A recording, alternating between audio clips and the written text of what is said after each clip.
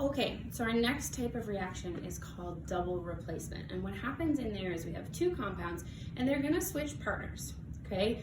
So first we're gonna look at sodium hydroxide with copper sulfate. Now sodium hydroxide is NaOH plus copper 2 sulfate is gonna be at CuSO4, okay? And when we change their partners, the copper and the sodium are going to switch places because they're both the metals, okay? So we're going to end up with copper plus 2 hydroxide plus sodium, which is a plus 1 sulfate. Minus 2 crisscross, we get a 2 here, and then we get a 2 on our OH. Okay, if we were to go ahead and balance this, hopefully you're getting lots of balancing practice, we put a 2 out front. Okay? So we're going to take a look at this. I've got my sodium hydroxide and I've got my copper sulfate. Now we can see that this copper sulfate is a really pretty blue color. Okay, I'm going to add that to my test tube. Really pretty blue color.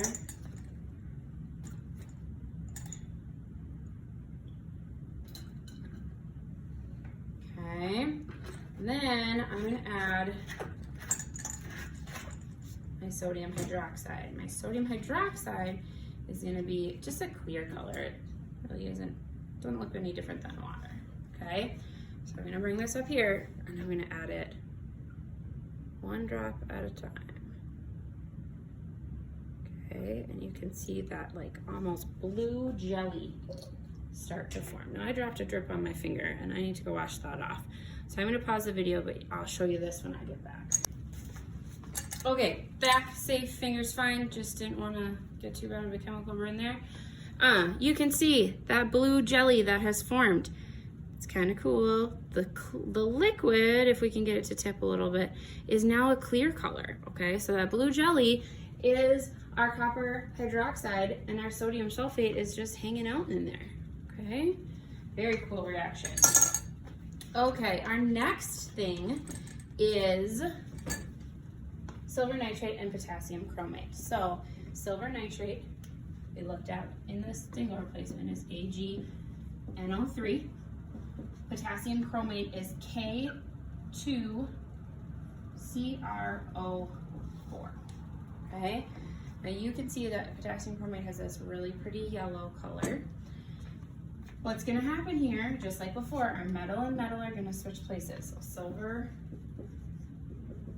chromate, I'm going to write this down below so I make sure you guys can see it, plus potassium nitrate.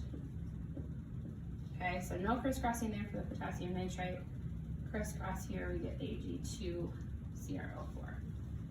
Okay, take a second to balance that while I scoop these into our test tubes.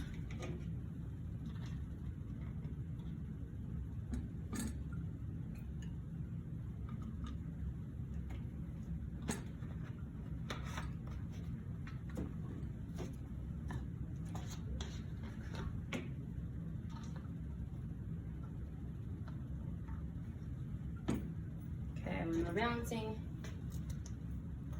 we would have needed a 2 here and a 2 here.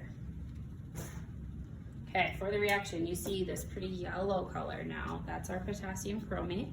I'm going to add to it the silver nitrate, which is a clear. You can see, as I add this drop by drop, that there's that really bright red color that comes out, okay?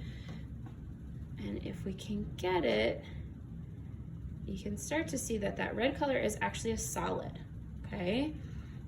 So one important thing here, and we see it in both of these reactions, is that we make a solid. Now, in order for any of these reactions to occur, you need to have a solid formed, and we look that up using what looks kind of like a multiplication chart. So you look at the metal on the side and the non-metal on the top. You find if it says S, it's a solid. If it says AQ, it's aqueous, meaning it's dissolvable in water. So anything AQ will stay in solution, anything S will form a solid.